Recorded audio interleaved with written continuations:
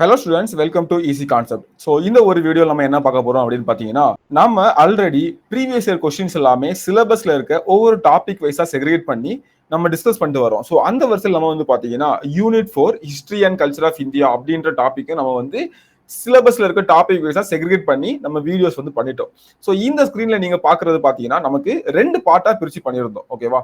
So 1 அப்படின்றது என்னன்னு பாத்தீங்கன்னா, ஒன்னு வந்து நமக்கு இந்த பார்ட் 1. ஸோ பார்ட் 1 வந்து பாத்தீங்கன்னா கிட்டத்தட்ட 2020 இருந்து 22 வரை உள்ள கொஸ்டின்ஸ். இது வந்து பார்ட் 2 நம்ம பண்ணது 2022 இருந்து 2024 இந்த முதல் பகுதியில் உள்ள கொஸ்டின்ஸ். ஸோ இந்த மாதிரி நம்ம வந்து பிரிச்சு பண்ணியிருந்தோம். ஸோ அதான் ரெண்டு பார்ட்டா இருக்குது. அதாவது டோட்டலா நமக்கு வந்து பாத்தீங்கன்னா உங்களுக்கு கீழே தெளிவா கொடுத்துருக்கோம். ஸோ பார்ட் 1 அப்படின்னு போட்டுருக்கு நமக்கு 2020, 21, 22, 23 சில கொஸ்டின்ஸ் மீன்ஸ் அது வந்து பாத்தீங்கன்னா 2022 நடந்த எக்ஸாம்ஸா இருக்கும். ஸோ அதே மாதிரி பாத்தீங்கன்னா சில கொஸ்டினோட இது வந்து பாத்தீங்கன்னா 2022, 23, 24 அந்த 2022 கடைசி பகுதியில் வந்த கொஸ்டின்ஸ். ஸோ அதுல இருந்து 24 வரை.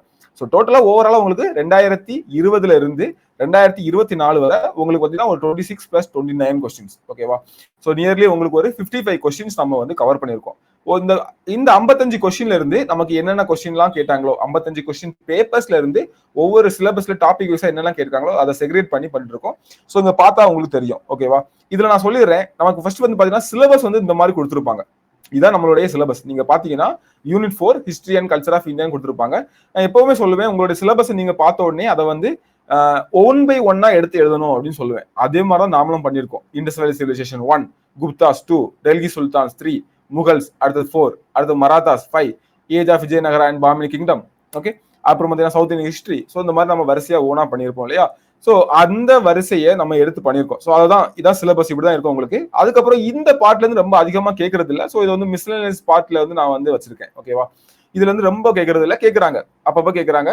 ஸோ நமக்கு இந்த பாட்டு தான் ரொம்ப ரொம்ப முக்கியம். ஓகேவா? இந்த பாட்டு வந்து நமக்கு இதை நல்லா படிச்சிட்டோம் அப்படின்னாலே கேட்கிற கொஸ்டின்ல 90% கொஸ்டினுக்கு ஆன்சர் பண்ணலாம். இதுல மீதி 1-2 கொஸ்டின் கேட்பாங்க. அதை நம்ம ஈஸியாவே ஆன்சர் பண்ணிடலாம். நீங்க கொஸ்டின் நம்ம ப்ரீவியஸ் கொஸ்டின் பாருங்க, பார்த்தாலும் தெரிஞ்சிடும் நம்மளால எப்படி ஈஸியா ஆன்சர் பண்ண முடியுதா இல்லையா அப்படின்னு சொல்லிட்டு. ஸோ அப்படி கீழே வந்தீங்கன்னா இதான் அந்த சாப்டர் வைஸா நம்ம வந்து பிரிச்சுக்கிறது. ஸோ அப்போ ஃபர்ஸ்ட் வந்து சிந்து சமய நாகரிகம், குப்தர்கள். ஸோ இந்த ரெண்டுமே நமக்கு வந்து ஏன்ஷியன்ட் இந்தியா அப்படின்னு சொல்லுவாங்க. என்ன சொல்லுவாங்க? ஏன்ஷியன்ட் இந்தியா அப்படின்னு. ஸோ பண்டைய கால இந்தியம் அப்படின்னு சொல்லலாம், இல்ல பழங்கால இந்தியா அந்த வரலாறு. அதுக்கப்புறம் இந்த டெல்லி சுல்தானியத்துல இருந்து இந்த மராத்தியர்கள் இவங்க வர நமக்கு வந்து பாத்தீங்கன்னா மெடிவல் பீரியட் அப்படின்னு சொல்லலாம். ஓகேவா? ஸோ மெடிவல் பீரியட் சொல்லலாம். இது தென்னிந்திய வரலாறு நமக்கு வந்து சவுத் இந்தியன் ஹிஸ்டரி. இதுல வந்து நமக்கு அங்க இருந்தே ஸ்டார்ட் ஆகும். நமக்கு ஏன்ஷியன்ட்ல இருந்து மெடிவல் வரை இருக்கும். நமக்கு இங்க வந்து சங்ககாலம், சங்க காலத்துக்கு பின் அப்படின்ற மாதிரி நம்ம வந்து படிப்போம். பல்லவாஸ், பாண்டியாஸ், சேர, சோலாஸ் எல்லாத்தையும் நம்ம படிப்போம். ஸோ இந்த மாதிரி தான் நமக்கு இதுல கொடுத்துருக்காங்க. அப்போ யாரெல்லாம்? டெல்லி சுல்தானியம், முகலாயர்கள், மராத்தியர்கள், விஜயநகர பாமினி அரசுகள். ஸோ இதுதான் நமக்கு வந்து மேஜர் பார்ட்.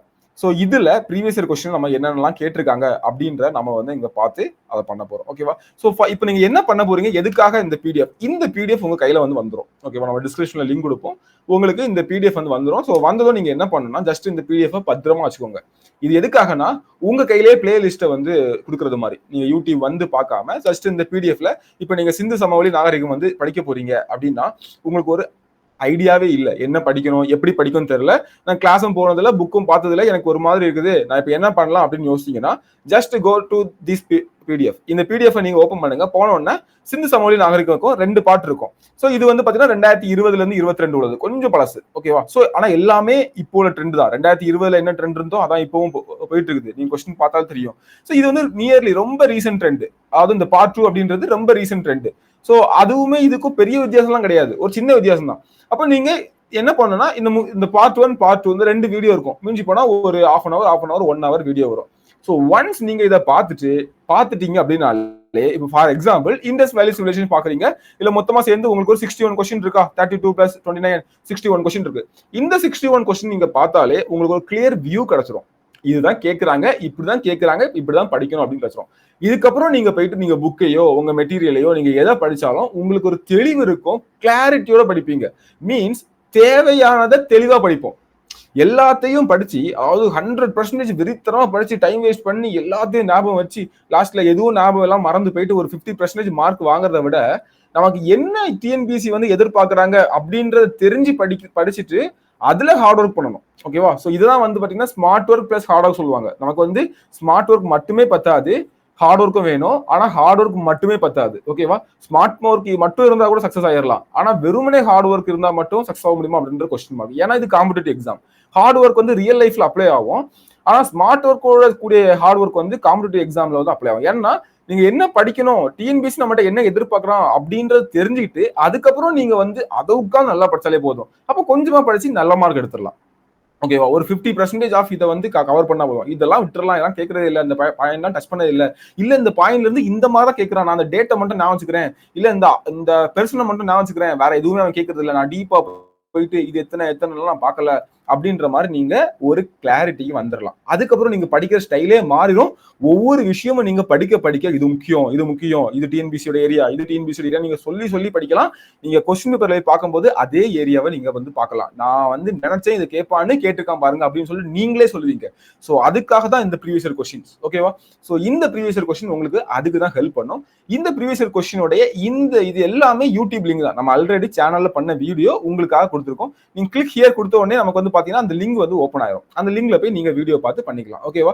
சோ இது வந்து புதுசா படிக்க போறவங்களுக்கு, ஆல்ரெடி நான் படிச்சிட்டேன் அப்படின்றவங்களுக்கு என்ன பண்ணலாம் அப்படின்னு பாத்தீங்கன்னா, சோ ஆல்ரெடி படிச்சிட்டீங்களா, வெல் அண்ட் குட். நீங்க எல்லா ஏரியாவும் கவர் பண்ணிருக்கீங்களா, டிஎன்பிசியோட பாயிண்ட் ஆஃப் வியூல கவர் பண்ணிருக்கலாம். ஏன்னா சில இன்ஸ்டியூட்ல வந்து கிளாஸ் எடுப்பாங்க.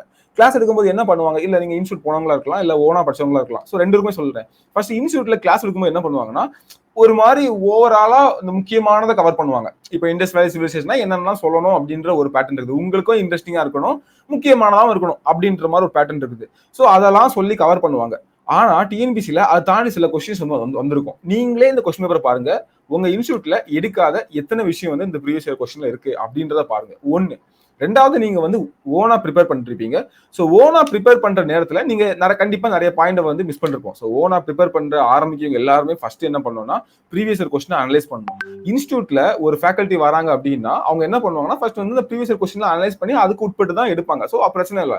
ஓனா ப்ரிப்பேர் பண்ண ஆரம்பிக்கிற ஒவ்வொருத்தருக்கும் சொல்றேன், இந்த ப்ரீவியஸ் இயர் கொஸ்டின் அப்படின்றது ரொம்ப முக்கியம். ஸோ அதுக்கான ஒரு ஹெல்ப் தான் இது. ஸோ ஒன்ஸ் நீங்க படிச்சு முடிச்சதுக்கு அப்புறமா செக் பண்ணி பார்த்துக்கோங்க, நம்ம படிச்சதெல்லாம் எக்ஸாம்ல வந்திருக்கா, இந்த பாயிண்ட் ஆஃப் வியூல நம்ம வந்து படிச்சிருக்கோமா. இப்போ நீங்க மொஹஞ்சதாரோ பத்தி படிச்சீங்க, இவன் வந்து மொஹஞ்சதாரோல வந்து என்ன கொஸ்டின் கேட்டிருக்கான், நான் இந்த பாயிண்ட் ஆஃப் வியூல படிக்கும் போது எனக்கு மைண்ட்ல வந்துச்சா அப்படின்ற மாதிரி நீங்க வந்து பண்ணணும். ஓகேவா? ஸோ இப்படி ஒவ்வொன்றுக்கும் கொடுத்துருக்கோம். இதே மாதிரி யூனிட் 3 ஜியோகிராஃபி பண்ணியிருக்கோம். இனிமே யூனிட் 5 பாலிட்டி சீக்கிரமா வரும். ஸோ நீங்க ஒவ்வொன்றா ஃபாலோ பண்ணிட்டு இருங்க. த எண்ட் ஆஃப் திஸ் மேக்குள்ள நமக்கு வந்து எல்லா வீடியோ உங்க கையில வந்திருக்கும். யூனிட் 7 ஐஎன்எம், அப்புறம் வந்து பாத்தீங்கன்னா unit 8 Tamil Nadu society, Tamil Nadu administration unit 9, அதுக்கப்புறம் யூனிட் 10 ஆப்டிடியூட் எல்லாமே பண்ண போறோம். ஸோ இதை மட்டும் நீங்க தெளிவா பார்த்தாலே உங்களுக்கு வந்து நிறைய போர்ஷன் வந்து கவர் ஆயிரும். இதுக்கப்புறம் நீங்க கொஞ்சமா ஸ்பெண்ட் பண்ணா போதும், உங்களுடைய புத்தகங்கள், உங்களுடைய மெட்டீரியல் வந்து நம்ம வந்து படிச்சுக்கலாம். ஸோ இதான் எங்களுடைய ஐடியா. உங்களுக்கு இந்த விஷயங்களை எளிமையாக்கி கொடுக்கணும் அப்படின்றதான் எங்களுடைய பிளான். ஸோ இது உங்களுக்கு ரொம்பவே பிரயோஜனமா இருக்கும் அப்படின்னு நான் நம்புறேன். ஸோ இதை ஃபாலோ பண்ணிட்டு இதை படிச்சு பார்த்துட்டு உங்களுக்கு இந்த அனுபவம் எப்படி இருந்துச்சு, எவ்வளவு யூஸ்ஃபுல்லா இருந்துச்சு அப்படின்றத நீங்க கமெண்ட்ல சொல்லுங்க. ஓகேவா? ஸோ இந்த வாட்டி இதை ஃபாலோ பண்ணுங்க. ஃபார் எக்ஸாம்பிள் இதை மொத்தம் 8 டாபிக் நான் பிரிச்சிருக்கேன்னா, இதுல வந்து இன்னொன்னு சொல்ல மாட்டேன், மிஸ்லனஸ் அப்படின்னு கொடுத்துருக்கேன். அப்படிதானே? மிஸ்லனஸ்னா என்ன அப்படின்னு பாத்தீங்கன்னா, மிஸ்லனஸ்னா வேற ஒண்ணும் இல்ல. சோ நமக்கு வந்து பாத்தீங்கன்னா சில கொஸ்டின் வந்து இங்க ஏதாவது மிஸ் பண்ணிருப்போம். ஓகேவா? நம்ம வந்து செக்ரிகேட் பண்ணும்போது ஏதாவது மிஸ் பண்ணிருப்போம். சோ அந்த கொஸ்டின் வந்திருக்கும். இன்னொன்னு பாத்தீங்கன்னா நமக்கு வந்து அந்த சிலபஸ்ல நீங்க மேல பாத்தீங்கன்னா இந்த கீழே ஒரு 4 டாபிக் இருக்கும். ஓகேவா? சோ இங்க பாருங்க சிலபஸ்ல இந்த ஒரு 3 டாபிக் இருக்குல்ல, இது வந்து ரொம்ப கம்மியான அளவு தான் கொஸ்டின் கேட்கறாங்க. சோ இதையே நான் மிஸ்லனஸ் பார்ட்ல கொண்டு வந்திருப்பேன். இன்னொன்னு மிக்ஸ்டா கேட்டிருப்பாங்க சில இது. ஓகேவா? ஒரு 4-5 இதை பிடிச்சிட்டு மாஸ்டர் ஃபாலோவிங்ல கேட்டிருப்பாங்க. சோ அதையே நாங்க கொண்டு வந்திருப்பேன். அவ்வளவுதான் மிஸ்லனஸ். சோ எங்களோட ஏம் என்னன்னு பாத்தீங்கன்னா, இதுல எந்த கொஸ்டினுமே உங்களுக்கு வந்து மிஸ் ஆயிருக்காது. ஸோ ஒருவேளை இந்த மிஸ் ஆயிருந்தா கூட அது வந்து இந்த மிஸ்லனஸ் பார்ட்ல இருந்து வந்திருக்கும். ஓகேவா?